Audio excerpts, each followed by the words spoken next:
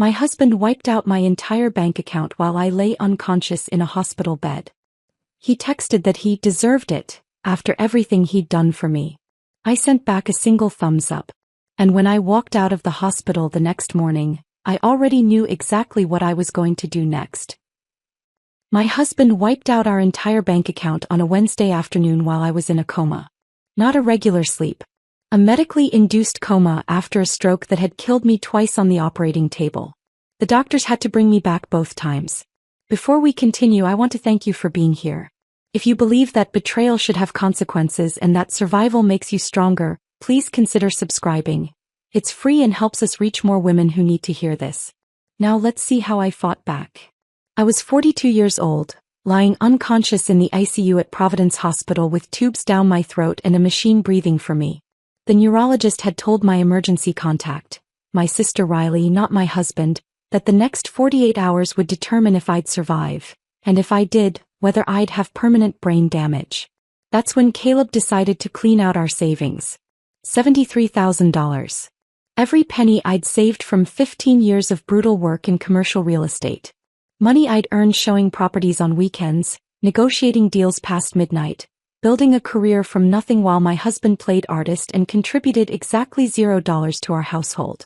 I didn't know any of this until I woke up 36 hours later. Couldn't speak right. Couldn't move my right side. But I could read. One text message on my phone. From my husband. Not, "Thank God you're alive." Not, "I'm so sorry."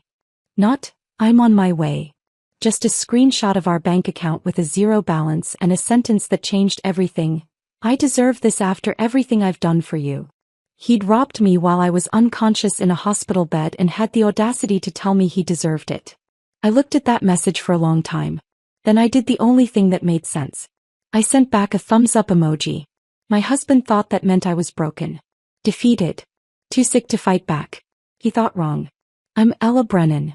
And this is the story of how I made my husband regret every single dollar he stole while I lay dying.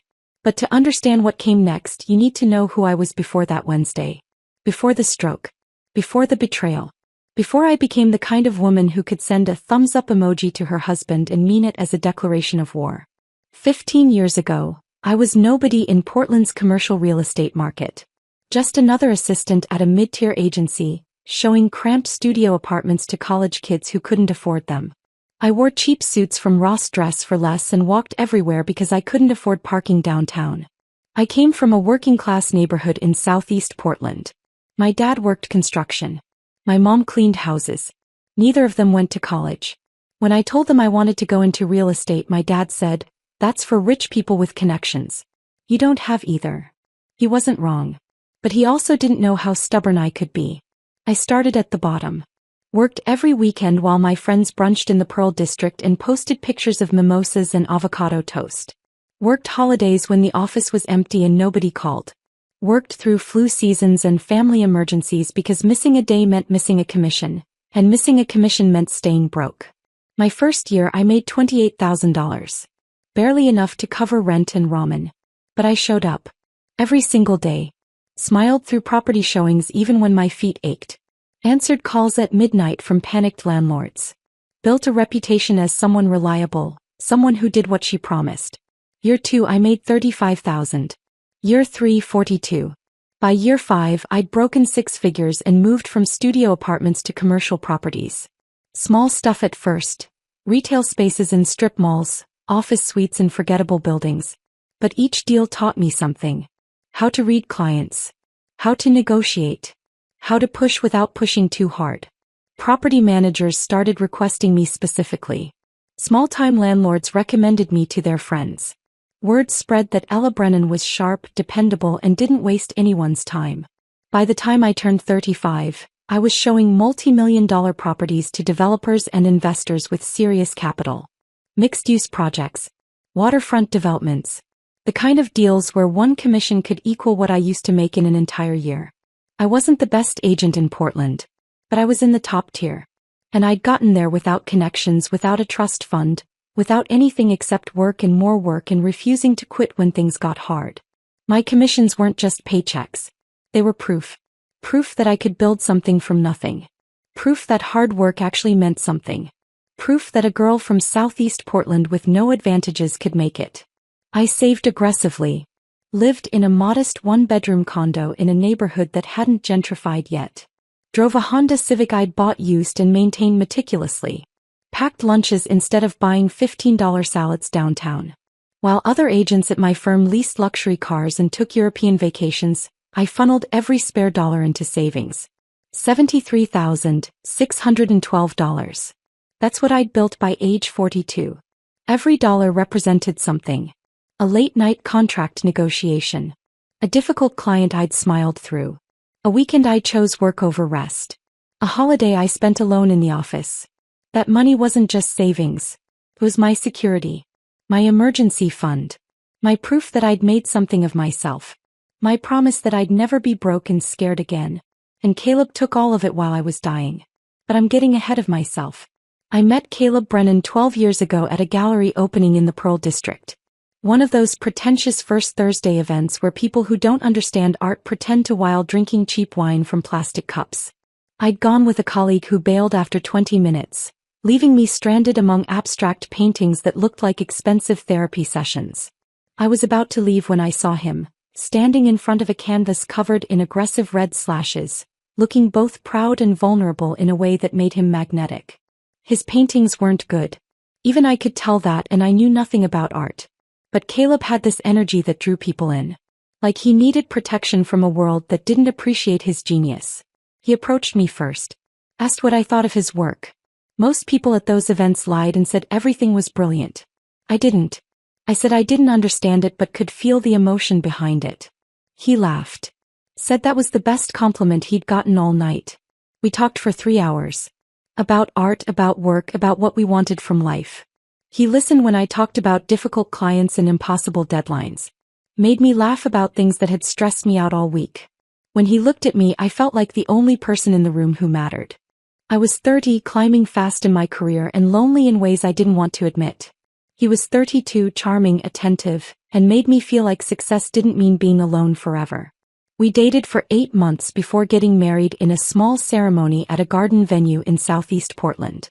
Just close friends and family. Simple flowers. A buffet instead of a sit-down dinner. Nothing fancy, but it felt real. I didn't mind that his art career was struggling. I made good money. He made me happy. That felt like a fair trade. In the beginning, Caleb handled everything at home. I'd come back from a 12-hour day and find dinner ready, the apartment clean, laundry done. He'd rub my shoulders while I vented about clients who changed their minds at the last second or deals that fell through. He called himself my support system. Said his job was to make sure I had a stable home to return to after conquering the world. I believed him. Thought we were partners building something together even if our contributions looked different. I earned the money. He maintained the life that money made possible. It wasn't traditional, but it worked. Or so I thought. Looking back now from a hospital bed with half my body not working right, I can see all the signs I missed. Or maybe didn't want to see. Around year 5, Caleb's gallery showings got smaller and less frequent. His paintings, dozens of them, collected dust in our spare room. The calls from gallery owners stopped. The rejection emails piled up. His art career wasn't struggling anymore. It was dead. But he kept pretending, kept calling himself an artist, kept treating my career like it was somehow less meaningful than his non-existent one. The resentment started small. Little comments wrapped in humor that stung more than I wanted to admit. Must be nice to be the successful one, he'd say when I mentioned closing a big deal. Some of us care about more than just money, he'd mutter when I worked late. Easy to have opinions when you're not putting yourself out there creatively, he'd snap when I suggested he look for actual paying work. He stopped asking about my day. Stopped caring if I was stressed or tired or struggling. Started spending hours on his phone, angling the screen away whenever I walked into the room. He took weekend trips with friends I'd never met. Called them inspiration retreats. And came home vague about where he'd been and what he'd done. Got defensive if I asked too many questions.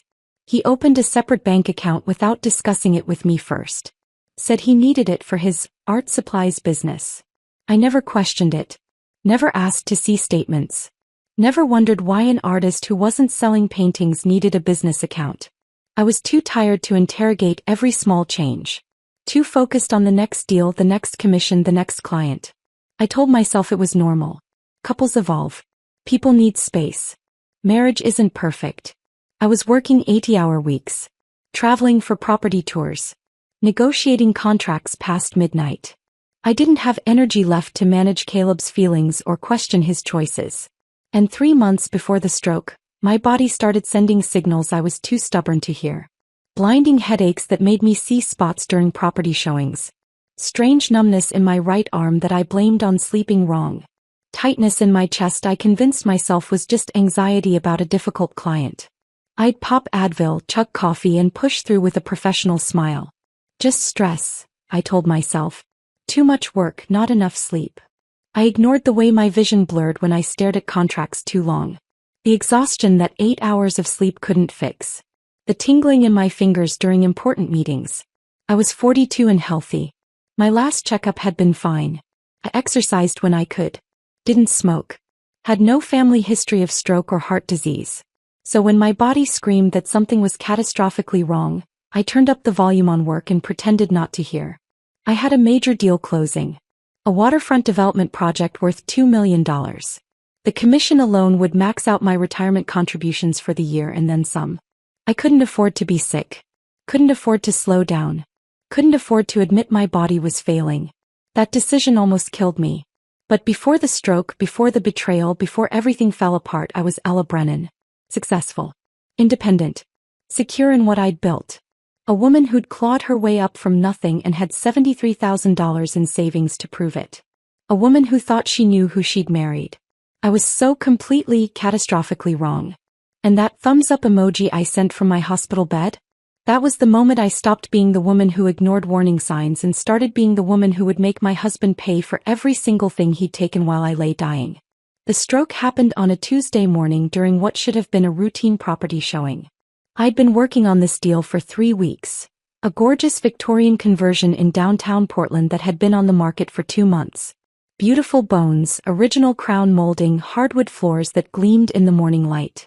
The kind of property that sold itself if you could just get the right buyers through the door. The clients were a young couple in their early 30s, tech money, the kind who could write a cash offer if the place felt right. Kyle worked in software development.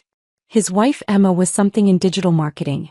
They'd been looking for 6 months and were getting impatient. This was their 3rd showing with me that week. I could feel them getting close to a decision. Just needed to seal it. We were standing in the master bedroom on the 2nd floor.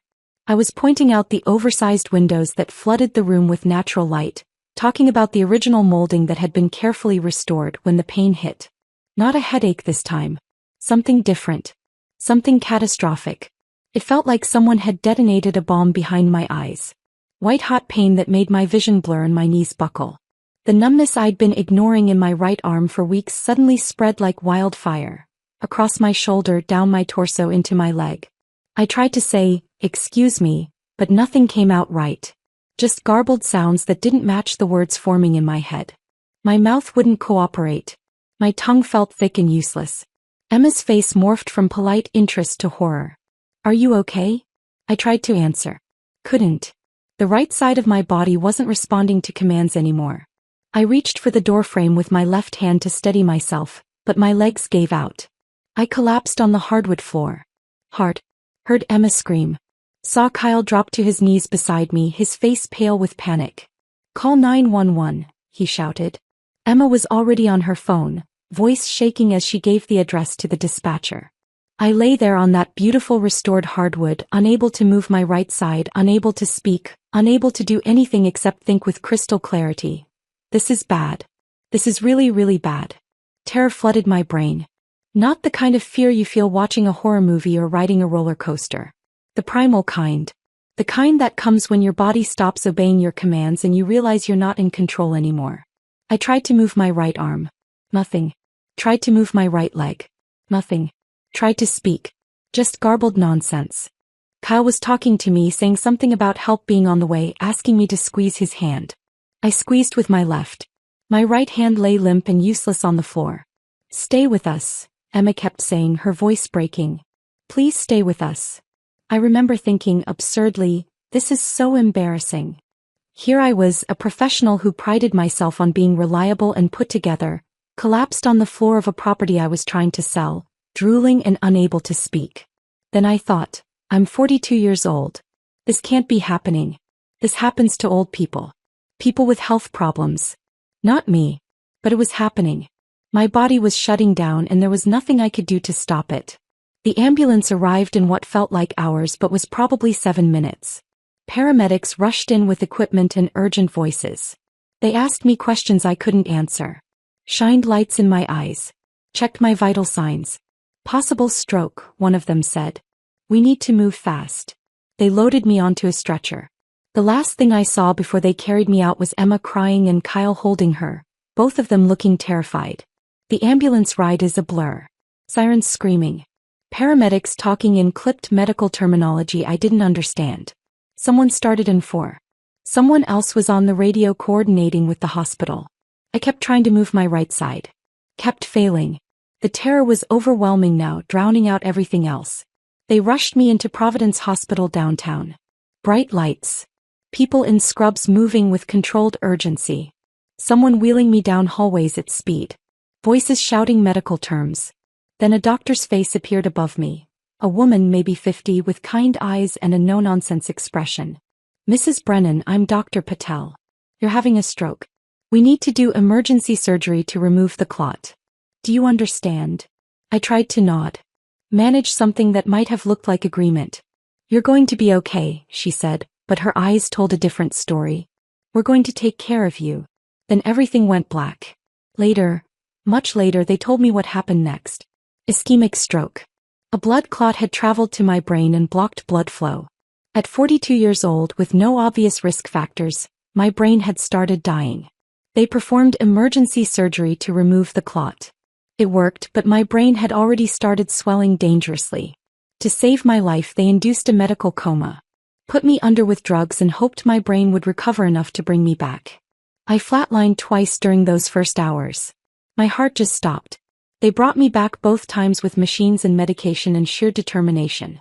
I was unconscious for 36 hours. A day and a half where I simply didn't exist. No dreams. No awareness. Just nothing. A black void where my life paused while doctors and nurses fought to save it. I have no memory of those hours. Can't tell you what it felt like to be that close to death. Can't describe the sensation of your heart stopping and being forced back to life. But while my body lay in that hospital bed hooked up to machines with my future uncertain and my life hanging by a thread, other things were happening in the world I couldn't see. Things I wouldn't discover until I woke up. Things that would change everything. When I finally came back, it was gradual. Not like waking up from normal sleep. More like surfacing from deep underwater. Slow, disorienting, with pressure in my head and confusion about where I was. The fluorescent lights felt like knives stabbing into my eyes. Everything was too bright, too loud, too much. I had tubes in my arms and something down my throat that made me gag. My mouth tasted like metal and felt dry as sand. A nurse appeared in my field of vision. A young woman with kind eyes and purple scrubs. Welcome back, Mrs. Brennan, she said softly, smiling with genuine relief. You gave us quite a scare. I tried to speak. Couldn't. The tube was still in my throat. Panic surged. It's okay, the nurse said quickly, reading my fear. Let me get the doctor. We're going to remove that tube. You're safe. The next hour was a blur of doctors and procedures. They removed the breathing tube, which was horrible, and checked my vital signs. Asked me questions. Tested my responses. My right side felt heavy and wrong. Like it belonged to someone else. When I tried to move my right arm, it barely responded. My right leg was the same. Dead weight. When I tried to speak, my words came out slurred and garbled. My mouth couldn't form the shapes my brain was commanding. It was like being trapped inside a body that didn't work right anymore. Dr. Patel came in shortly after. She explained everything in careful, simple terms. Stroke. Emergency surgery. Medically induced coma. I'd coded twice, her exact word, coded, which I understood meant my heart had stopped. You're very lucky to be alive, she said. The damage could have been much worse. Lucky. That word again. She explained what came next. Physical therapy. Speech therapy. Occupational therapy. Cognitive rest. No stress. No driving for at least 6 weeks. Recovery would be slow, she warned. Months possibly. Maybe longer. I listened to all of this with a strange sense of detachment. Like she was talking about someone else's life. Someone else's broken body. Someone else's ruined plans. Then I thought of work. My clients. The Victorian conversion. The deals I had in progress. My phone. Where was my phone? I looked around frantically with my working left side. Saw it on the bedside table. Reached for it with my left hand, my right still useless, and managed to grab it. The screen lit up with notifications. Emails. Texts. Missed calls. And one message that made my blood run cold despite the warmth of the hospital room. From Caleb. Not, "Are you okay?" Not, "Where are you?" Not, "The hospital called and I'm on my way." Just a screenshot. Our joint bank account. The one where all my commissions went. The one I'd built over 15 years of brutal work. Balance. $0. Below it, one sentence. "I deserve this after everything I've done for you." I stared at that screen, my still foggy brain struggling to process what I was seeing. $73,612. Gone. Every penny. Every commission. Every sacrifice. Erased. He'd done it while I was unconscious. I was dying. While doctors were shocking my heart back to life. My husband had robbed me. Not in anger during a fight. Not after some betrayal on my part. But while I lay helpless in a hospital bed, unable to defend myself or even know what was happening.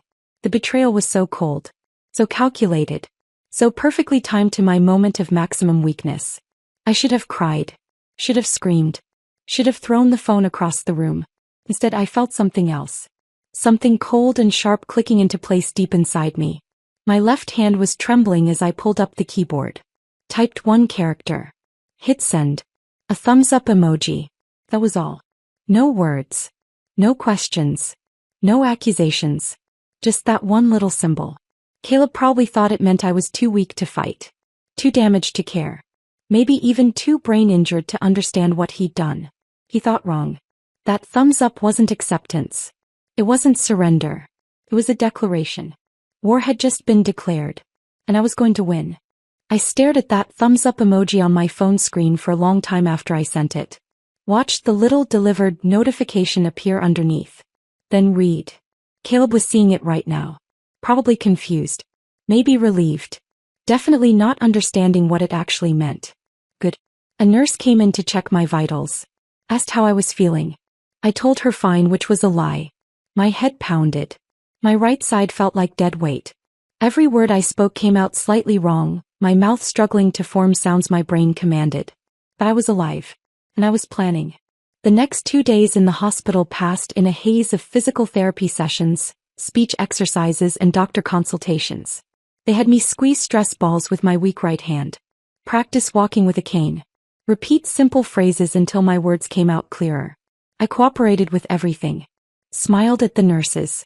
Thanked the doctors. Pretended to be a grateful patient focused on recovery. But my mind was somewhere else entirely. Running through finances. Replaying conversations. Building a strategy. On the morning of my discharge, Dr. Patel came in with a clipboard and a concerned expression. "Mrs. Brennan, you're making remarkable progress," she said. "But I need you to understand how serious this is. You had a major stroke. Your brain needs time to heal. That means rest. No stress. No work for at least 6 weeks." "I understand," I said, my words still slightly slurred but functional. "You'll need someone at home to help you," she continued. "At least for the first week or 2. Simple tasks are going to be challenging. Cooking, cleaning, even getting dressed. Is your husband able to take time off work to care for you?" Something cold settled in my chest. "Yes," I lied. "He's already arranged it." Dr. Patel smiled with relief. "Good. That's important. You shouldn't be alone." She handed me a stack of discharge papers and prescriptions. "These are your medications. Anti-clotting agents, blood pressure management. Take them exactly as prescribed. And this," she handed me a card, "is information about support groups for stroke survivors. I highly recommend attending once you're feeling stronger." I took everything with my left hand, my right still too weak to be useful. "Thank you. Someone picking you up?" "My husband," I said smoothly. "He should be here soon." Another lie. Easier than the first. Dr. Patel left. A nurse brought me my clothes. The ones I'd been wearing during the property showing, now cleaned and folded. Getting dressed was humiliating. I couldn't button my shirt with one working hand. Couldn't tie my shoes. The nurse helped without comment, professional and kind. They brought me a cane. Standard issue hospital cane, aluminum with a rubber grip. I hated it immediately. Hated what it represented. But I needed it. My right leg wasn't strong enough to support my full weight yet. Your husband here? The nurse asked, checking her watch. He's just parking, I said. I'll meet him downstairs. She looked uncertain but nodded. Hey, take care of yourself, Mrs. Brennan. The moment she left, I grabbed my phone with my left hand and called the one person I trusted completely. Riley picked up on the second ring. Ella. I need a favor, I said quietly, watching the door. Anything. No hesitation. That's Riley. I need a place to stay. And I need you not to tell Caleb I'm out. Silence. Then, he doesn't know you're being discharged? Oh, he knows I survived, I said, my voice flat. He just doesn't know I'm not coming home. Another pause. When Riley spoke again, her voice had changed. Colder. Sharper. What did he do? Cleaned out our savings while I was unconscious. 73,000. I heard her inhale sharply. Then, I'm on my way. 20 minutes. Where should I pick you up? Side entrance. Near the emergency department. I'll be there in 15. She hung up. I gathered my things, phone, wallet, the discharge papers, and made my way slowly down the hallway with my cane. Each step was an effort. My right leg dragged slightly. I had to focus on every movement. The hospital was busy. Visitors coming and going. Staff rushing between rooms. Nobody paid attention to one more patient leaving. I took the elevator down to the ground floor and found my way to the side entrance Riley had mentioned. Sat on a bench and waited, my cane propped beside me. 13 minutes later, Riley's black Subaru pulled up. He got out quickly, came around to help me. My sister is 3 years older than me. Looks it too, sharp features, gray threading through her dark hair, lines around her eyes from years of reading contracts. She's a tax attorney. Brilliant. Ruthless when she needs to be. Divorced twice, both times on her terms. She understands betrayal intimately. Riley looked at me, really looked, and I saw her face tighten with barely controlled fury. But she didn't say anything. Just helped me into the passenger seat, loaded my things in the back and got behind the wheel. We didn't speak until we were out of the hospital parking lot and on the road. Tell me everything, she said. So I did. The property showing. The stroke. The surgery. Waking up to that text message. The empty account. The thumbs up emoji I'd sent. Riley didn't interrupt. Didn't gasp or curse or ask clarifying questions. Just listened with the absolute focus of someone cataloging evidence for a case. When I finished, she was quiet for a long moment. Then she said very calmly, "We're going to destroy him." Not, "Are you sure?" Not, "Maybe there's an explanation." Not, "Let's think about this." Just, "We're going to destroy him." I felt something unknot in my chest. "Yeah," I said. "We are." Riley's apartment is in Northwest Portland, a second-floor unit in a converted industrial building. Exposed brick, high ceilings, minimalist furniture. She helped me up the stairs, humiliating, needing help with stairs, and got me settled in her guest room. Plain walls. Queen bed. Desk in the corner. Nothing fancy, but it was clean and quiet and safe. "Rest," Riley said. "I need to make some calls." I lay down on the bed, exhausted from the short journey. My body was weak in ways I'd never experienced. Simple movements required concentration. But my mind was sharp. Clearer than it had been in months. Maybe years. I stared at the ceiling and replayed 12 years of marriage. Looked for the signs I'd missed. The patterns I'd ignored. Caleb's sudden interest in our finances 3 years ago. How he'd started asking questions about my accounts, my investments, my retirement funds. I'd thought he was finally taking an interest in our future. Now I saw it differently. He'd been mapping territory. Figuring out what was accessible and what wasn't. His insistence that I add him to my investment accounts, in case something happens. For security, he'd said. So he could handle things if I was ever incapacitated. I'd refused.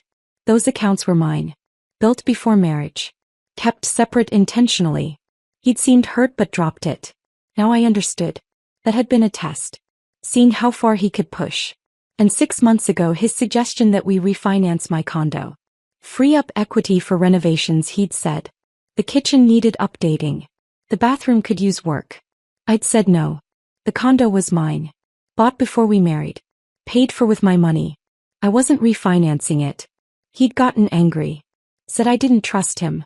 That I treated our marriage like a business transaction instead of a partnership. We'd fought.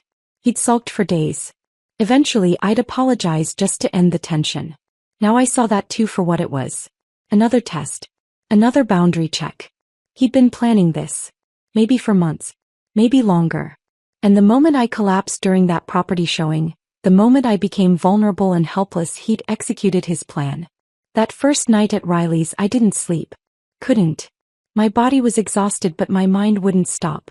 I lay in that guest bed using my left hand to scroll through old text messages, old emails, looking for evidence of what I'd missed. Riley came in around midnight with chamomile tea. You should sleep, she said. Can't. She sat on the edge of the bed. Tomorrow we start building your case. But tonight you need rest. He's been planning this, I said. For months. Maybe years. I keep thinking, how did I not see it? Because you trusted him, Riley said simply. That's not a character flaw, Ella. That's what you're supposed to do in a marriage. I was an idiot. No. He was a thief. There's a difference. My phone buzzed on the nightstand. Another text from Caleb. Where are you? The hospital said you were discharged. I showed Riley. She read it and shook her head. Don't respond, she said. Let him panic. Another buzz. Oh, I'm worried. Please call me. Then another. This is ridiculous. We need to talk about this. I watched them accumulate. Watched his tone shift from confused to concerned to frustrated. He doesn't know where I am, I said. Good. Keep it that way. Another text. You can't just disappear. I have rights too. Riley read that one and actually laughed. Cold and sharp. Rights. He stole $73,000 while you were dying and he's talking about rights. She stood up. Get some sleep. Tomorrow we figure out exactly how much damage he's done. Then we figure out how to return the favor. She left, closing the door quietly behind her. I lay there in the dark, my phone buzzing periodically with new messages from Caleb that I didn't read. For the first time since the stroke, I felt something other than fear or pain or exhaustion. I felt focused. Caleb had taken advantage of my vulnerability. Thought I'd be too weak or too damaged or too grateful to be alive to fight back. He was about to learn exactly how wrong he was. The next morning, Riley left early for her office. Said she had some calls to make, some favors to collect. I spent the morning doing the physical therapy exercises the hospital had given me. Squeezing a stress ball with my weak right hand. Practicing balance by standing on one foot. Walking the length of Riley's apartment with my cane, trying to build strength back into my right leg. Every movement was exhausting. Every small task a reminder of what the stroke had taken from me. But I kept going. Because if I was going to fight Caleb, I needed to be strong enough to do it. Around noon, I heard Riley's key in the lock. She came through the door carrying a banker's box, the kind offices use for storing files. It looked ordinary enough, but something about the way she was holding it made my stomach tighten. You're not going to like this, she said, setting the box on the dining table between us. I sat down slowly, my right leg still unsteady. Show me. Riley opened the box and started pulling out papers. Bank statements. Credit reports. Transaction histories. Business filings. Page after page of financial documents printed on standard office paper. I called in some favors, Riley said, spreading everything out methodically. Tax attorneys have connections at banks, credit bureaus, business registration offices. I pulled everything I could find with Caleb's name on it. She arranged the papers into separate piles, creating a timeline. I watched her work with that precise attorney focus, organizing chaos into evidence. This, she said, tapping a document, is a business account opened 14 months ago. Brennan Creative Studios. Listed owners are Caleb Brennan and Ella Brennan. I leaned forward, reading the paperwork. I never signed this. I know. That's fraud. He opened it using your information without consent. Riley pulled out a highlighter and marked several lines. And look at these transactions. I followed her finger across the page. Transfers from an account I recognized, our joint savings, the one he'd eventually emptied, into this business account. Small amounts. 3,000 here. 5,000 there. Never more than 9,000 at once.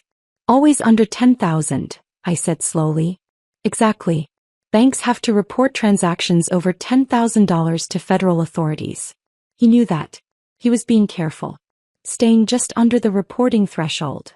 Riley pulled out more statements, all marked with similar highlighted transactions. This has been going on for over a year. My hands started shaking. How much total? Riley met my eyes. From what I can track. Almost $89,000. The room tilted. I gripped the edge of the table with my left hand to steady myself. 89,000. On top of the 73 he'd stolen while I was unconscious. Over $160,000 total. He's been planning this for over a year, I said, my voice barely above a whisper. At least. Probably longer. Riley pulled out another document. It gets worse. I almost laughed. How could it possibly get worse? She handed me a paper I recognized immediately. A power of attorney form. The one I'd signed last year after the ovarian cyst scare, when I was afraid I might need emergency surgery. Except this wasn't the version I remembered. This has been amended, Riley said quietly. See here. Financial authority. Investment accounts. Real estate decisions. The version you signed was medical only. This one gives him control over everything. I stared at my signature at the bottom of the page. Looked right. The loops and curves matched my handwriting perfectly. I didn't sign this version, I said. I know. I compared it to documents I personally witnessed you sign. Contracts from when I helped you buy that investment property 3 years ago. It's a forgery. A really good one, but still a forgery. Riley spread out more papers. Bank statements from my investment portfolio. A line of credit I'd never authorized. He used that forged POA to take out $70,000 against your investments, she explained. Cash withdrawals over the past 6 months. Small amounts like everything else. Always staying under the radar. I felt sick. Physically sick. My stomach churned and my head pounded, and for a moment I thought I might actually throw up right there at Riley's dining table. He practiced my signature, I said. The realization was somehow worse than everything else. He sat somewhere, maybe in our apartment while I was at work, and practiced writing my name until he could do it perfectly. Yes. This wasn't impulse. This wasn't panic when I had the stroke. He's been systematically robbing me for over a year. Yes. I looked at all the papers spread across the table. The evidence of months of planning. The careful amounts always just under reporting thresholds. The forged documents. The fake business account. Every "I love you" had been a lie. Every dinner he made while I worked late. Every supportive comment about my career. All of it performance. Theater. A distraction while he plotted my financial destruction. What do we do with this? I asked. Riley started gathering the papers back into organized piles. First we make copies. Multiple copies. Then we take it to a lawyer. A good one who specializes in financial fraud and family law. And we bury him. My phone buzzed. Another text from Caleb. I'd been ignoring them for 3 days now. They kept coming. "Elle, please. We need to talk." I didn't even look at it. Just turned the phone face down on the table. "Let me see those," Riley said, gesturing to my phone. I unlocked it and handed it over. She scrolled through the messages Caleb had been sending, her expression getting colder with each one. "He's panicking," she said. "Good. Let him panic." She handed the phone back. "Don't respond. Not yet. Let him wonder where you are, what you know, what you're planning." That afternoon, while Riley was photocopying everything at her office, I sat in her guest room and let myself feel it. The betrayal. The violation. The cold calculation of what Caleb had done. He'd married me knowing I made good money. Positioned himself as supportive husband while I built my career. Then spent years systematically stealing from me, forging my signature, creating fake accounts in my name. And the moment I became vulnerable, the moment I collapsed and ended up in a hospital fighting for my life, he'd grabbed everything he could and run. He'd literally bet on me dying or being too brain damaged to fight back. My phone buzzed again. This time it wasn't Caleb. Sophie.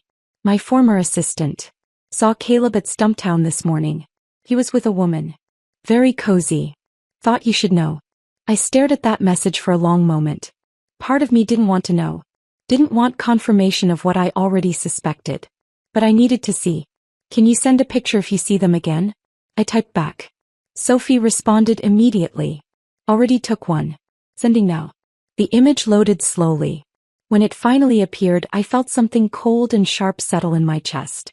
Caleb sat in a coffee shop booth across from a young woman.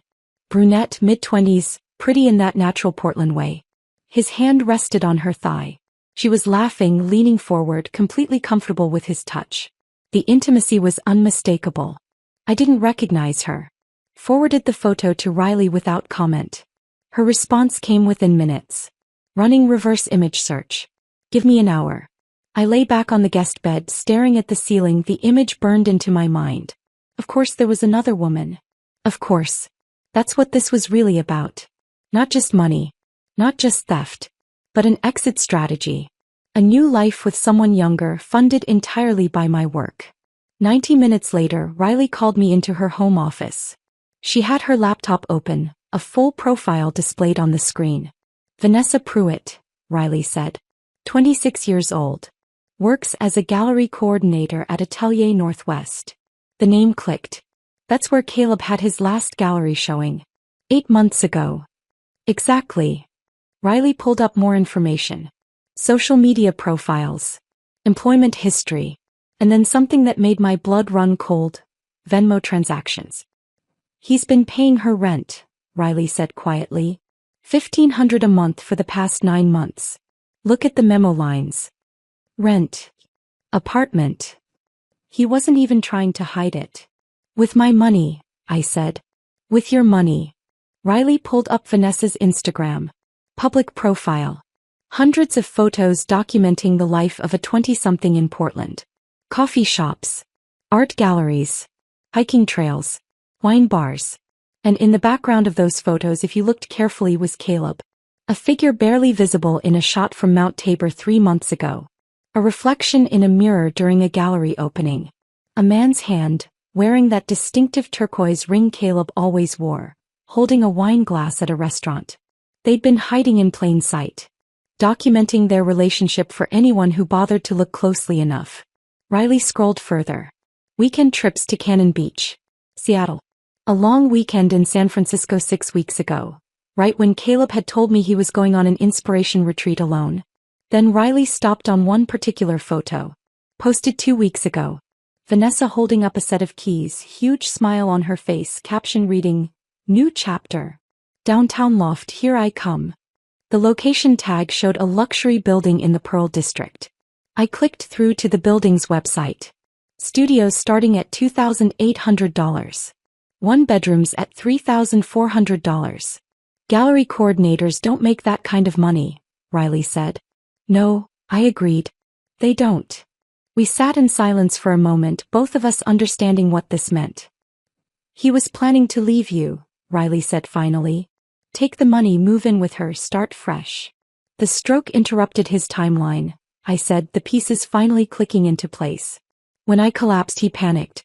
Thought I might die or be permanently disabled. So he grabbed everything he could while I was unconscious. But you survived. But I survived, I repeated. And now he's stuck.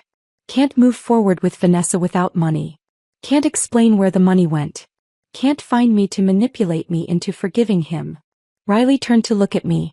What do you want to do? I looked at the evidence spread across her desk. The bank statements. The forged documents. The photos of Caleb and Vanessa together. A year of planning. A year of lies. A year of theft. I want him to regret every single thing he took from me, I said. Riley smiled. Cold and sharp and full of promise. Then let's get started. Riley made the call the next morning while I was doing my physical therapy exercises in her living room. I heard her voice from her office, professional and clipped, asking someone for a reference, a recommendation, someone who specialized in financial fraud within family law. When she came out, she had a name written on a post-it note. Martin Okoye, she said. Family law attorney. Has a reputation for going after financial abusers.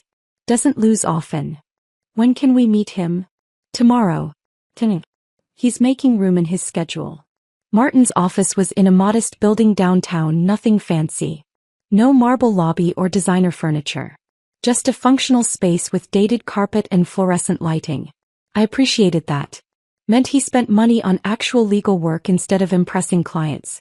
The receptionist led us to a small conference room. Martin came in 2 minutes later. Late 40s, Nigerian accent still present despite probably decades in the US. Built solid like someone who'd played college football and stayed in shape. He shook my hand firmly, then Riley's. Didn't comment on my cane or the way my right hand trembled slightly. Just got straight to business. Mrs. Brennan, he said, sitting across from us with the folder Riley had sent ahead. I've reviewed the preliminary documents your sister provided. Before we go further, I need to understand what you want out of this. Everything, I said simply. I want everything he took.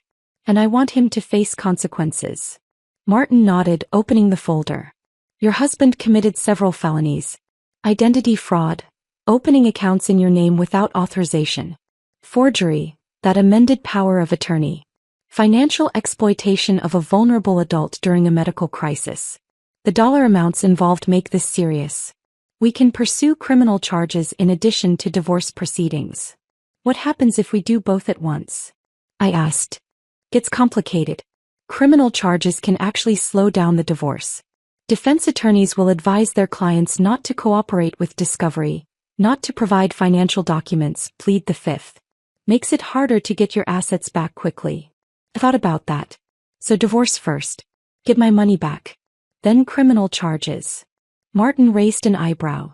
Most people want the criminal case first. Want to see justice done. I want my life back first, I said. Justice can wait a few months. Riley smiled beside me. He understood. Martin studied me for a moment. Then he smiled too. Mrs. Brennan, I think we're going to work very well together. We spent the next 2 hours going through everything. Martin took notes in a leather portfolio, asking sharp questions, circling back to details that seemed minor but apparently weren't. The timing matters, he explained.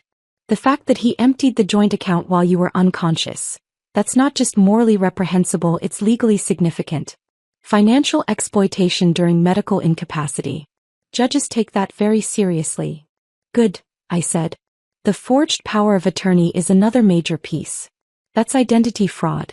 Using it to access your investment accounts makes it wire fraud if any transactions cross state lines, which I'm betting they did.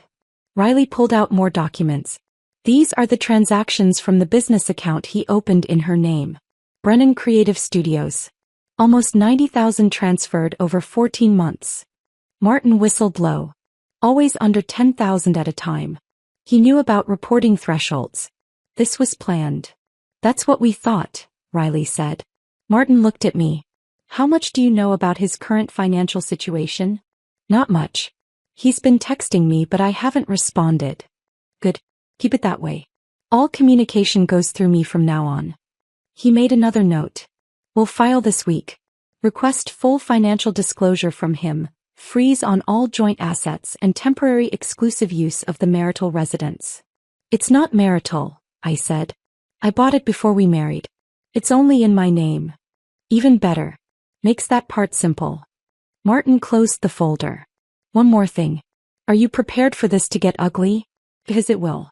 When we file with all this evidence, when we request criminal investigation, he's going to fight back. Hard. I thought about that text message. That screenshot of the empty account. The thumbs up emoji I'd sent. Let him fight, I said. I'm ready. We filed for divorce 3 days later. Martin submitted a petition citing irreconcilable differences and requesting full return of all fraudulently obtained funds, plus sole possession of my apartment. Attached were copies of everything. Bank statements, the forged POA, the business account he'd opened in my name, transaction histories showing systematic theft over 14 months. It was thorough. Damning. Irrefutable. Caleb had 5 days to respond. His answer came through a lawyer named Doug Finch, whose office was in a strip mall next to a tax preparation service and a nail salon. Riley looked him up, specialized in DUIs and small claims disputes. Not exactly equipped for complex financial fraud cases. Doug's response was almost laughable. He filed a counterpetition requesting a 50-50 split of all assets, including my apartment and investment accounts. The justification: Caleb had contributed equally to the marriage as household manager and emotional support provider. Martin showed me the filing in his office. Actually laughed when he read that part aloud. He stole over $160,000 and his lawyer is claiming homemaker equity, Martin said. This won't work, but it'll drag the process out while they scramble for a better strategy. How long? I asked. Couple months probably. Discovery, depositions, financial disclosures. Maybe a settlement conference before we get to actual trial. Good, I said. Let it drag. Martin looked confused. Most clients want this over quickly. I want him to make mistakes, I said. Desperate people do stupid things. Understanding dawned on Martin's face. You want to see what else he's hiding. Exactly. While the legal machinery ground forward, Riley was working another angle. She'd been tracking Caleb's digital footprint, social media, tagged locations, Venmo transactions, building a complete picture of his double life. One evening she came home with her laptop and a grim expression. Found something else, she said, pulling up a bank statement I didn't recognize. Personal checking account at a bank I'd never used. Caleb's name only. Opened 18 months ago. Current balance, $31,847. Where did this come from? I asked. Riley highlighted transactions. Small transfers from the business account. Cash deposits. And look at the timing. He pulled up my commission records from work. Lined them up next to Caleb's deposit history. The pattern was obvious. Every time I closed a major deal, every time a big commission hit our joint account, Caleb would move money. First to the fraudulent business account, then in smaller chunks to this secret personal account. Building his escape fund. Dollar by dollar. My dollars. He's been planning this since before he opened the business account, I said slowly. At least 18 months. Probably longer. This was always the plan. Steal enough, move it somewhere you couldn't track it, then leave. Riley scrolled through more transactions. Regular payments to Vanessa. Payments to a moving company 2 weeks before my stroke. Even a deposit that lined up exactly with my biggest commission of the year. A waterfront development deal I'd closed 3 months ago. I'd worked 12-hour days for 6 weeks to close that deal. Celebrated with Caleb over dinner when the commission finally came through. He'd seemed genuinely happy for me. And 2 days later he'd transferred $15,000 of it to his secret account. We need to freeze this too, I said. Martin filed an emergency motion the next morning. Requested the court freeze all accounts connected to either party pending full financial investigation. Provided evidence of the hidden account, the systematic transfers, the pattern of theft. The judge granted it that afternoon. Every account with Caleb's name was locked. He couldn't access the money he'd stolen. Couldn't withdraw cash. Couldn't pay bills. Couldn't finance his new life with Vanessa. I found out how completely trapped he was 2 days later when Sophie texted me. Just saw Caleb at Fred Meyer. His card got declined at checkout. He looked like he was going to cry. I showed Riley. She confirmed it through one of her banking contacts. Every account was frozen solid. No access. No exceptions. My phone started buzzing almost immediately after that. Caleb's text had been sporadic before. Now they came in waves. Oh, this is insane. I can't even buy groceries. We need to look. This is affecting both of us.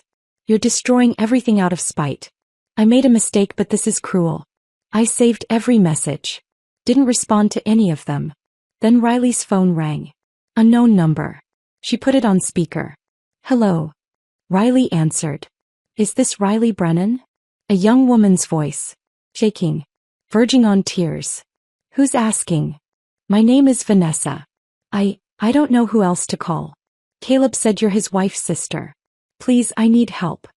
Riley's expression went cold. I'm listening.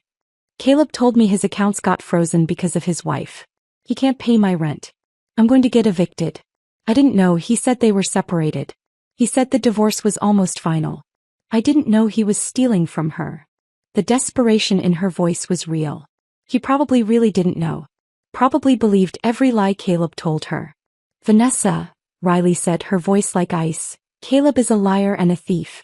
Whatever he told you about his marriage, about being separated, about his wife being cruel. All fiction. He stole over $160,000 from my sister while she was unconscious in a hospital bed. Use that money to pay your rent, buy you things, plan a future with you.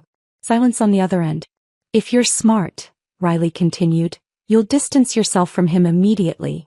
Before you become an accessory to fraud. Before your name ends up in legal documents as a co-conspirator. Do you understand? I didn't know, Vanessa whispered. I swear I didn't know. Then get away from him. No. Before this gets worse. Riley hung up. We sat in silence for a moment. Then I started laughing. Couldn't help it. The sound came out harsh and cold but felt good. He can't pay her rent, I said. He's trapped. No money. No escape. No girlfriend. And it's only going to get worse, Riley said. Wait until discovery starts. Wait until he has to produce every financial document, explain every transaction, justify every lie. My phone buzzed again. Another text from Caleb. Please, Ella. Just talk to me. 5 minutes. That's all I'm asking. I turned the phone face down without reading the rest. He's panicking, I said. Good, Riley replied. Let him panic. Let him scramble. Let him realize exactly how badly he messed up. For the first time since the stroke, since waking up to that empty account and that cold text message, I felt something close to satisfaction. Caleb had taken advantage of my vulnerability. Thought I'd be too weak or too damaged or too grateful to be alive to fight back. He was learning exactly how wrong he'd been. And we were just getting started. 6 weeks after the stroke, we had our first major court hearing. By then I'd regained most of my physical strength. My speech was back to normal. No more slurring, no more struggling to find words. The tremor in my right hand only showed up when I was exhausted. I could walk without the cane if I concentrated, but Martin had been clear about strategy. Bring the cane, he'd said during our prep session the day before. You don't have to lean on it but carry it.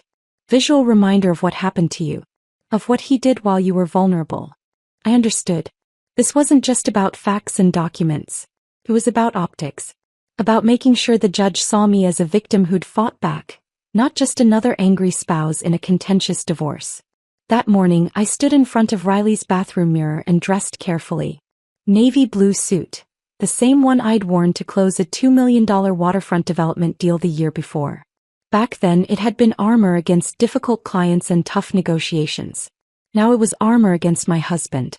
I pulled my hair back in a neat bun. Minimal makeup. Small pearl earrings my mother had given me years ago. Professional. Put together. Sympathetic but strong. Riley appeared in the doorway behind me, already dressed in her own court-appropriate outfit. Gray pantsuit, sensible heels. You look good, she said. I look like I'm going into battle. You are. We drove to the courthouse in silence. Portland morning traffic was its usual mess. Rain-slicked streets, brake lights, the smell of coffee from a drive-thru on every corner. Riley kept glancing at me like she wanted to say something encouraging but couldn't find the right words. In the parking garage she finally spoke. You ready? I picked up my cane from the back seat. Let's end this. The courthouse was downtown, an older building with marble floors and high ceilings that made every sound echo. We went through security, found the right courtroom and sat on a bench outside to wait. Martin showed up 10 minutes later, briefcase in hand, looking calm and professional. Judge Torres is fair, he said, sitting beside us. Doesn't tolerate games. Doesn't like people who take advantage of vulnerable spouses. This should go well. Should, I repeated. Will, Martin corrected. The evidence is overwhelming. But let me do the talking. Answer questions directly if the judge asks you something, but don't volunteer information. And whatever you do, don't react to anything Caleb or his lawyer says. I nodded. At exactly 10 a.m. the bailiff called us in. The courtroom was smaller than I'd expected.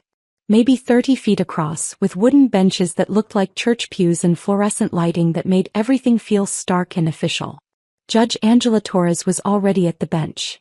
A woman in her 50s with short gray hair and reading glasses perched on her nose. She looked up as we entered, her expression neutral but her eyes sharp. Caleb was already there, sitting at the opposite table with Doug Finch. He looked terrible. Like he hadn't slept in days. Wearing jeans and a blazer that didn't quite match, his hair uncombed, dark circles under his eyes. He looked at me when I walked in. I didn't look back. Just walked to our table with my cane clicking on the floor, sat down and kept my eyes forward. Judge Torres shuffled papers for a moment. Then she spoke. This is a hearing regarding the petition for divorce filed by Ella Brennan against Caleb Brennan, with motions for asset freeze, exclusive possession of marital residence, and return of fraudulently obtained funds. She looked up. I've reviewed the filings from both parties. Mr. Finch, your client withdrew $73,612 from joint accounts while Mrs. Brennan was hospitalized for a life-threatening stroke. Is that correct? Doug Finch stood. He was younger than I'd expected, maybe mid-30s, wearing a suit that looked off the rack and slightly too big. Your Honor, my client exercised his legal right to access jointly held funds. Furthermore, Mrs. Brennan had exhibited financially controlling behavior throughout the marriage, and my client was acting to protect himself from potential. Protect himself from what, exactly? Judge Torres interrupted. From a woman having a stroke? Doug stammered. From potential abandonment, Your Honor. Mrs. Brennan had recently refused to refinance their marital home, which my client interpreted as preparation for divorce. Their home. Martin stood smoothly. Your Honor, if I may. The property in question is not a marital asset. Mrs. Brennan purchased that condominium before the marriage, has paid the mortgage exclusively from premarital accounts, and Mr. Brennan has no legal claim to it whatsoever. Judge Torres turned her attention to Caleb. Mr. Brennan, were you aware your wife was in the hospital when you withdrew these funds? Caleb whispered something to Doug. Doug leaned down, listened, then straightened. Yes, Your Honor, but my client was under extreme emotional stress. I didn't ask about his emotional state, Judge Torres said. I asked if he knew she was in the hospital. She looked directly at Caleb. Mr. Brennan, answer the question yourself, please. Caleb stood slowly. Yes, Your Honor. Did you visit your wife in the hospital? Silence. Judge Torres repeated the question, slower this time. Mr. Brennan, did you visit your wife while she was hospitalized for a stroke that nearly killed her? No, Your Honor. But you did access her bank accounts during that time? Yes. Judge Torres removed her glasses and set them on the bench. Looked at Caleb with an expression that could only be described as contempt. Let me make sure I understand the timeline here. Your wife of 12 years collapsed during a property showing. Was airlifted to the hospital. Underwent emergency brain surgery. Was placed in a medically induced coma. And during this time you didn't visit her. Didn't check on her condition. But you did withdraw over $70,000 from your joint accounts while she was unconscious and unable to consent or even be aware of the transaction. It wasn't a question. It was a statement of fact that sounded damning when said out loud in a courtroom. Your Honor, if I may, Doug tried to interject. Judge Torres held up her hand. You may not. I'm still trying to understand how your client's attorney expects me to believe this was anything other than financial exploitation of a medically vulnerable spouse. She put her glasses back on and looked at the documents in front of her. I'm ordering an immediate freeze on all accounts connected to either party pending further investigation and discovery. This includes the joint savings account, the business account opened in Mrs. Brennan's name without her authorization, and any personal accounts held by Mr. Brennan. Doug started to object. Judge Torres cut him off with a look. Additionally, Mrs. Brennan is granted temporary exclusive possession of the marital residence. Mr. Brennan, you have 72 hours to remove your personal belongings. A police escort can be arranged if necessary. Your Honor, that's my client's home, Doug protested. No, counselor. It's Mrs. Brennan's home. She purchased it before the marriage. It's titled in her name only. Your client has been living there as a guest, essentially. That guest status is now revoked. Judge Torres made a note on her paperwork. Furthermore, I'm ordering full financial disclosure from both parties. Bank statements, investment accounts, credit cards, loan documents. Everything. I want a complete picture of the marital finances before we proceed. She looked at Caleb again. And Mr. Brennan, I strongly suggest you cooperate fully. Withdrawing tens of thousands of dollars while your spouse is medically incapacitated strikes me as unconscionable. Your client is fortunate I'm not recommending criminal charges at this time. She banged her gavel once. Next hearing in 30 days. Discovery to be completed before then. We're adjourned. Everyone stood as Judge Torres left through the door behind the bench. The moment she was gone, I let out a breath I didn't know I'd been holding. Martin gathered his papers, looking satisfied. That went exactly as well as I'd hoped. Across the aisle, Doug was talking urgently to Caleb in a low voice. Caleb's face was pale, his hands shaking. As we filed out, he tried to catch my eye. Tried to approach. I walked past him without acknowledgement. My cane clicked on the marble floor. Riley walked beside me, her hand on my elbow, protective. Outside the courtroom, in the echoing hallway with its high ceilings and afternoon light coming through tall windows, Martin turned to us. Judge Torres clearly sees through his story, he said. The fact that he didn't visit you in the hospital but did access your bank accounts. That's damning. And the tone she used? She's already made up her mind about his character. What happens now? I asked. Discovery. We get access to everything.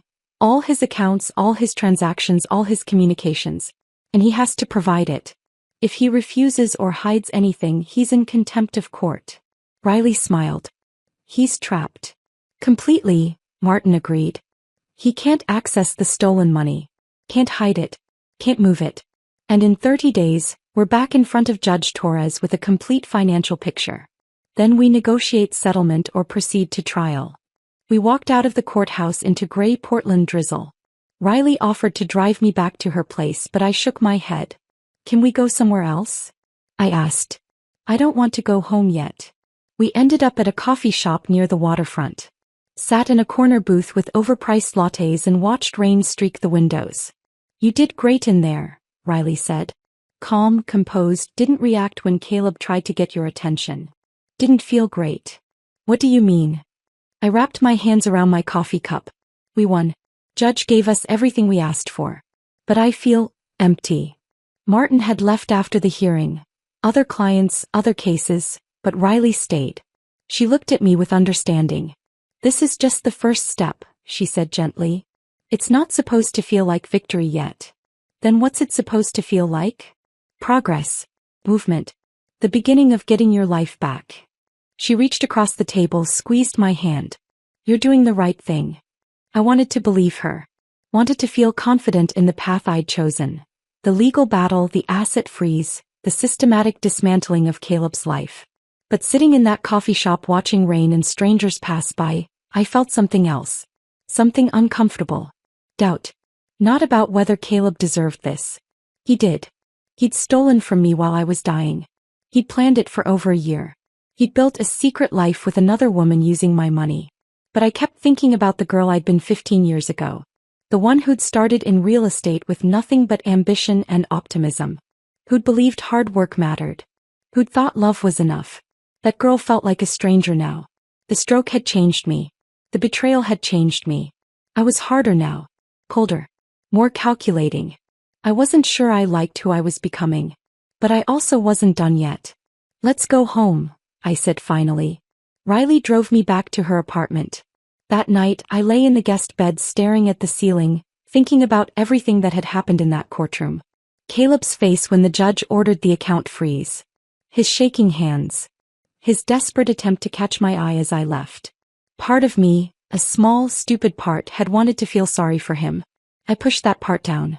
Locked it away with everything else I didn't want to feel. This was justice. Not revenge. Justice. And I was going to see it through to the end. 2 weeks after the courthouse hearing, I was doing my morning physical therapy routine when Riley's phone rang. She answered in the kitchen. I heard her voice shift from casual to sharp in seconds. Are you sure? She said. Then, send me everything. I'll call you back.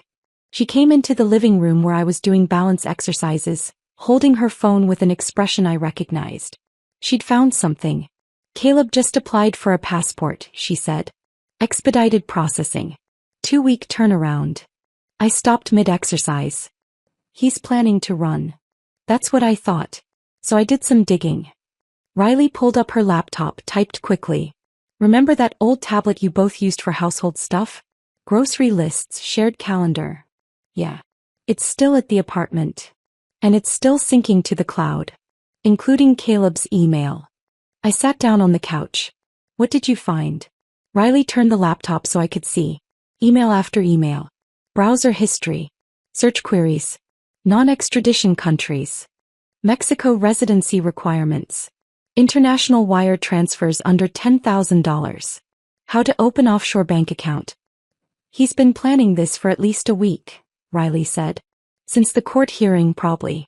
Realized his accounts were frozen, realized he was trapped and started looking for an exit. With what money? I asked. Everything's frozen. Riley scrolled to another email. He's been talking to Vanessa about it. Look at this thread. I read the messages. Caleb telling Vanessa they'd leave the country together. Start fresh in Mexico. He just needed to access some money first. Just needed to convince the judge to release funds for living expenses. He thinks he can trick the court into unfreezing enough money to run, I said. Exactly. Riley closed the laptop. And I think we should let him try. I looked at her. What do you mean? I mean we give him rope. Let him think he's getting away with it. Then we catch him in the act. Understanding dawned slowly.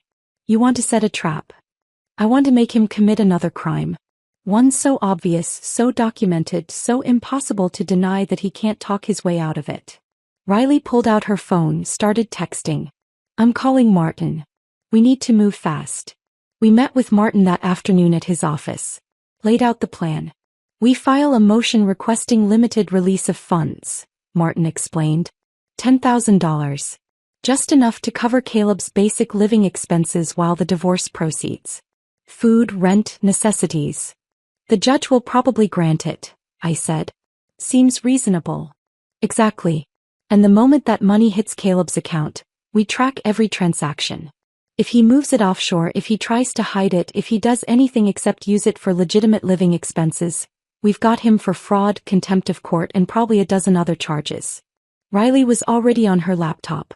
I can monitor his accounts in real time. The second money moves, we'll know. And if he actually runs? I asked. Then we alert the authorities. He becomes a fugitive. That's a whole different level of legal trouble. Martin leaned back in his chair. But I don't think he'll get that far. Men like Caleb aren't smart enough to disappear successfully. They make mistakes. We filed the motion the next day. Martin kept the language simple and reasonable, requesting minimal fund release for basic needs, emphasizing that Caleb had no access to money for food or rent. The judge granted it within 24 hours. $10,000. Released to Caleb's primary checking account. Conditional on being used only for necessary living expenses. The money hit his account on a Thursday morning at 9 a.m. Riley and I were sitting at her dining table, her laptop open between us, watching in real time. There it is, Riley said, pointing to the screen. 10,000. Just cleared. We waited. 5 minutes. 10. 15. Then the first transaction appeared. Transfer. $10,000 from checking to Brennan Creative Studios business account. He moved it immediately, I said. He's trying to hide it from the court order, Riley replied. Thinks if it's in the business account it doesn't count. We kept watching. 5 minutes later, another transaction. Transfer. $10,000 from business account to personal account at different bank. There's the secret account, Riley said, taking screenshots. The one he opened 18 months ago. Then we waited again. Longer this time. Almost an hour. I was starting to think maybe Caleb was going to sit on the money, be cautious, not make any obvious mistakes. Then a new transaction appeared. And my breath caught. Wire transfer. $8,500 to Banco Internacional de Belize. Offshore account, Riley said quietly. That's international wire fraud. She immediately forwarded the screenshots to Martin. Called him. Put it on speaker. He just wired money to Belize, she said when Martin answered. How much? $8,500. Martin was quiet for a moment. That's a felony. Federal crime. I'm contacting the FBI. How fast can they move? Riley asked. Fast. Especially with evidence this clear. Give me 2 hours. He hung up. Riley and I sat in silence, staring at the laptop screen. He actually did it, I said. He actually thought he could get away with it. He's desperate. Desperate people make stupid decisions. Riley kept monitoring. Over the next hour, more transactions appeared. Caleb had booked flights, 2 tickets to Cabo San Lucas, departing in 3 days. Hotel reservation at a beachfront resort. Even a rental car. He's planning to run, Riley said. Get to Mexico, then somehow access the offshore account from there. Will he be able to? Probably not. These things are complicated. But he doesn't know that. He's panicking and grabbing at anything that looks like escape. Martin called back 2 hours later. FBI is involved. They've issued a warrant. They're going to arrest him at the airport before he boards. When? I asked. His flight is Saturday morning at noon. They'll take him at the gate. I want to be there, I said suddenly. Riley looked at me. You sure? I need to see it. Need to see him realize he's actually trapped. Martin hesitated on the phone. It's not standard, but you're not interfering. Just watching. I don't see why not. Saturday morning, Riley and I drove to PDX Airport. Parked in the garage with a view of the departure terminal entrance.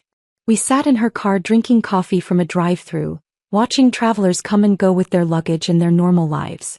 At 11:47 a.m. I saw them. Caleb and Vanessa walking through the automatic doors. Each pulling a suitcase. Vanessa looked excited. Young, pretty, dressed for vacation in a sundress and sandals despite it being December. She was laughing at something Caleb said. Caleb looked nervous. Kept scanning the crowd. Like he sensed something wrong but couldn't identify what. Then I saw the agents. 2 men in dark suits walking with purpose through the terminal. Professional. Efficient. Moving straight toward Caleb and Vanessa. They approached. Showed badges. I couldn't hear what they said from the car, but I saw Caleb's face change. Saw the color drain from his skin.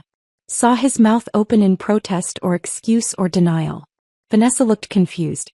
Started asking questions, her voice rising. One of the agents said something to her. She stepped back. They handcuffed Caleb right there in the middle of the departure terminal. Travelers stopped and stared. Some pulled out phones to record. A small crowd formed. Vanessa was crying now. Full sobbing. Asking Caleb what was happening, what he'd done, why he'd lied to her. The agents led Caleb toward an exit. He was saying something, probably trying to explain, to justify, to make this seem like a misunderstanding. Vanessa collapsed onto a nearby bench, face in her hands, shoulders shaking. I watched all of this from Riley's car with a strange sense of detachment. Like I was watching a movie instead of the destruction of my husband's life. You okay? Riley asked quietly. I don't know, I said honestly. We sat there for another few minutes. Watched Vanessa eventually pull herself together and walk back out of the terminal, dragging her suitcase behind her, mascara streaked down her face. Then Riley started the car. Let's go home. We drove back to her apartment in silence. I kept replaying the moment Caleb's face changed. The moment he realized he'd been caught. That evening my phone rang. Unknown number. I almost sent it to voicemail, but something made me answer. Hello. Is this Ella? A woman's voice. Young. Thick with tears. Vanessa. This is she. I didn't know. The words came out in a rush, desperate and pleading. I swear to God I didn't know he was stealing from you. He told me you were separated. That the divorce was almost final. That you'd been controlling and cruel for years. I never would have. She broke down crying. I sat on Riley's couch, phone pressed to my ear, listening to this 26-year-old girl sob. Part of me wanted to feel sorry for her. She'd believed a liar. Trusted the wrong person. Made bad choices based on incomplete information. But another part, the part that had been forged in betrayal and nearly dying in a hospital bed, felt nothing but cold clarity. Vanessa, I said quietly. Did Caleb ever pay for anything himself? Dinners, trips, your rent. Silence. Then small. No. He said his money was tied up in art investments. That it would be liquid soon. It was my money, I said. All of it. Every dinner you ate. Every trip you took. Every month of rent he paid for your apartment. That was money he stole from me while I was working 80-hour weeks to support him. While I was having a stroke and nearly dying. More crying. I'm so sorry, Vanessa whispered. I didn't know. What do I do now? I thought about that. What was the right answer? What did someone in her position need to hear? You move on, I said finally. You find someone honest. You learn from this. And you never, ever trust someone who badmouths their spouse to justify why they're starting something with you. That's always a red flag. I feel so stupid. You were lied to. That's not the same as being stupid. She was quiet for a moment. Are you going to press charges against me? The FBI agent said I might be in trouble too. Did you know about the fraud? The stolen money?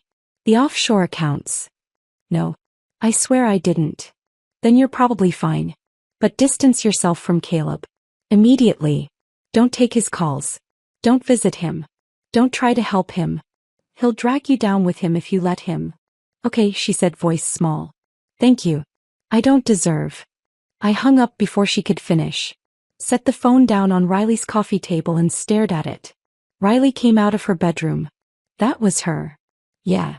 What did she say? That she didn't know. That he lied to her.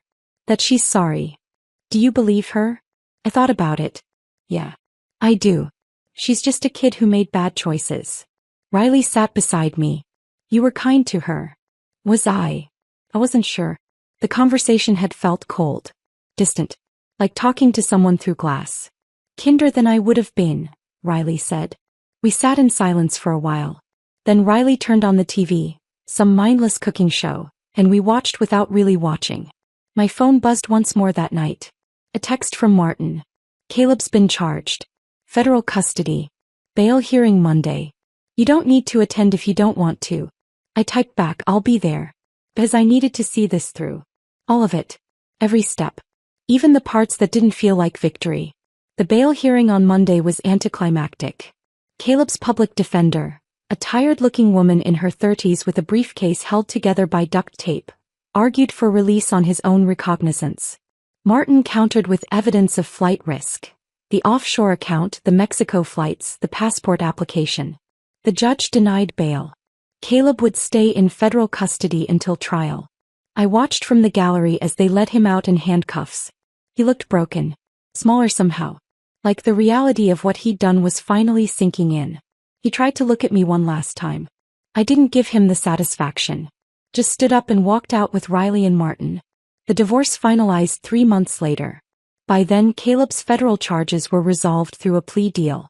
His public defender had convinced him fighting was pointless. The evidence was overwhelming. Forged documents.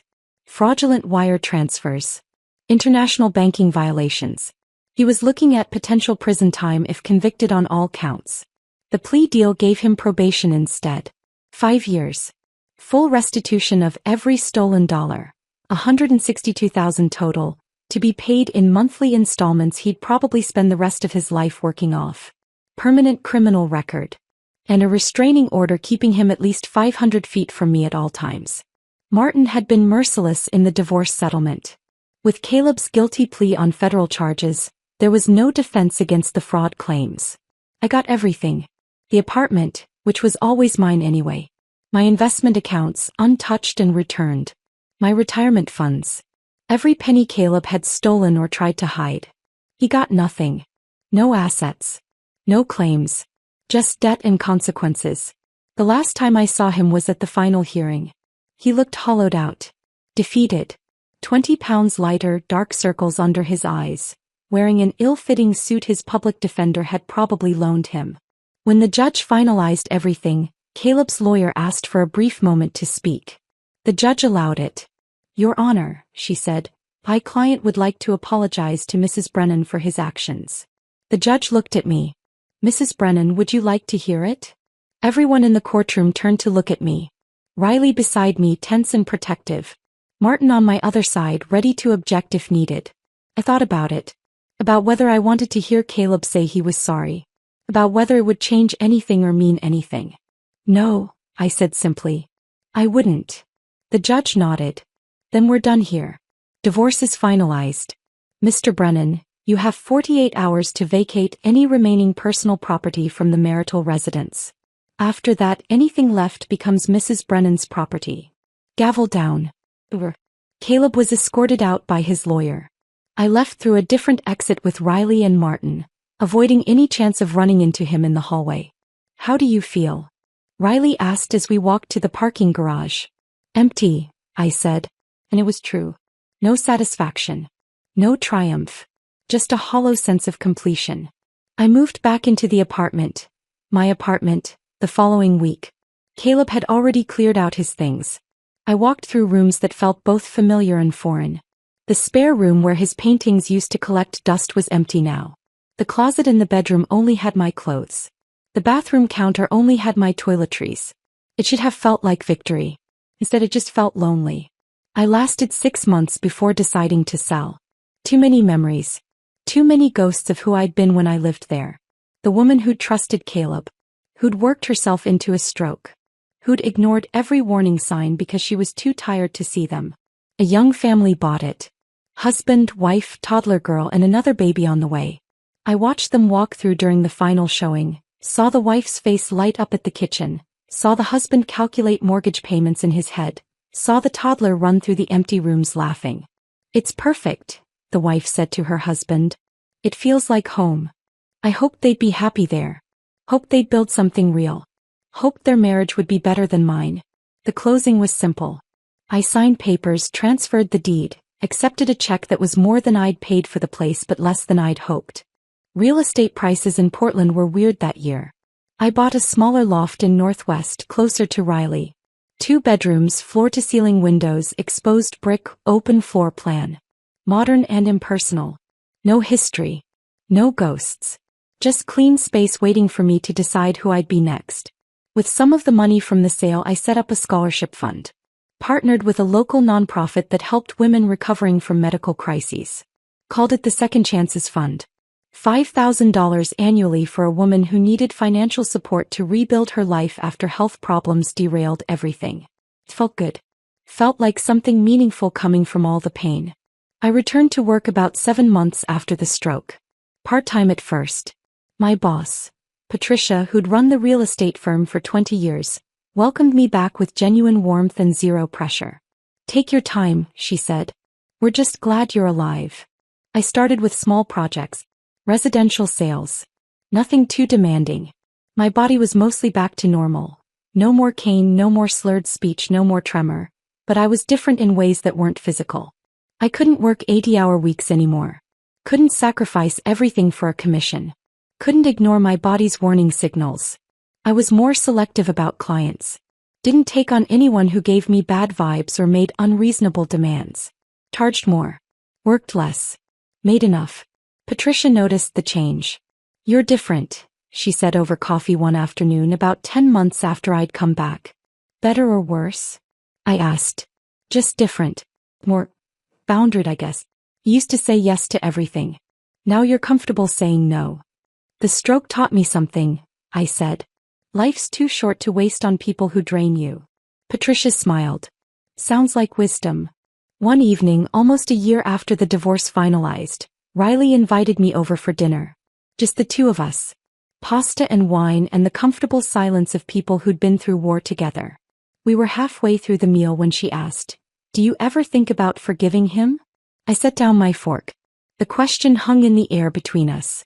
Did I? Could I? "I don't think about him at all anymore," I said honestly. "Forgiveness feels like it requires me to care. And I just don't." "That's not the same as healing," Riley said gently. "I know." I took a sip of wine. "But maybe healing doesn't mean forgiveness. Maybe it just means moving forward without carrying the weight of what happened." Riley considered that. "Are you happy?" The question surprised me. "I'm different," I said after a moment. "The stroke changed me. The betrayal changed me. I'm harder now. Less trusting. More cynical about people's motives." That's not what I asked.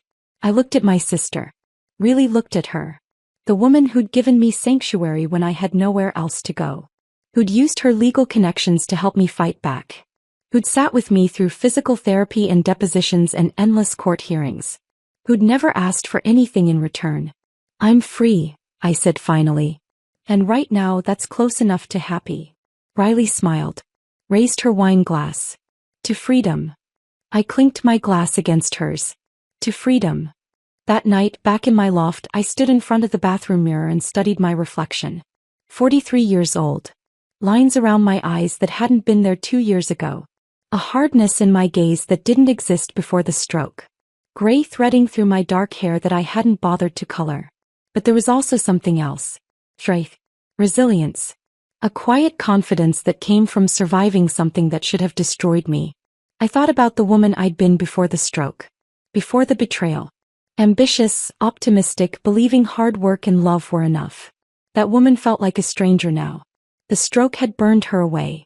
The betrayal had finished the job. What remained was someone harder. Colder. More calculating. I wasn't sure I liked who I'd become. But I also wasn't sure I had a choice. Sometimes people ask if I'm still angry at Caleb. I tell them the truth, I'm not. Anger is exhausting. I spent enough energy on him. What I feel now is clarity. He thought my stroke was his opportunity. Thought my vulnerability made me weak. Made me an easy target. Gave him permission to take everything I'd built. He was wrong. That thumbs up emoji I sent from the hospital bed, the one he probably interpreted as acceptance or maybe even brain damage, wasn't surrender. It was a declaration. I see you. I know what you did. And I'm coming. Some betrayals break you. Shatter you into pieces you can't put back together. Some betrayals wake something else. Something cold and calculating. Something that doesn't scream or cry or beg. Something that plans. Documents. Waits. Caleb thought he was taking everything from me while I lay unconscious and helpless. Instead, he gave me something I didn't know I had. Proof that I'm stronger than I ever knew. Proof that I can survive anything. Proof that underestimating me is a catastrophic mistake. The stroke nearly killed me. Should have killed me according to the doctors. The betrayal nearly broke me. Should have broken me according to anyone who knew the full story. But I'm still here. Sharper. Wiser. Free. And sometimes, not always but sometimes, late at night when I can't sleep I think about that moment in the hospital. Waking up to that text message. That screenshot of an empty account. Those 7 words that changed everything. I deserve this after everything I've done for you. And I think about my response. That single thumbs up emoji. The best revenge isn't fire and fury. Isn't screaming or crying or making scenes. It's ice-cold strategy. Patient justice. Letting someone dig their own grave while you document every shovelful of dirt. Caleb thought he'd won. Thought he'd gotten away with it. Thought I'd be too weak or too damaged to fight back. He couldn't have been more wrong. Game on, that emoji said. And I already won. If this story of cold calculation and perfect justice had you hooked from that first text message, smash that like button right now. My favorite part was when Ella sent that single thumbs up emoji from her hospital bed, knowing it wasn't acceptance but a declaration of war. What was your favorite moment? Drop it in the comments below. Don't miss more thrilling revenge stories like this. Subscribe and hit that notification bell so you're always first to see what happens when betrayal meets consequences.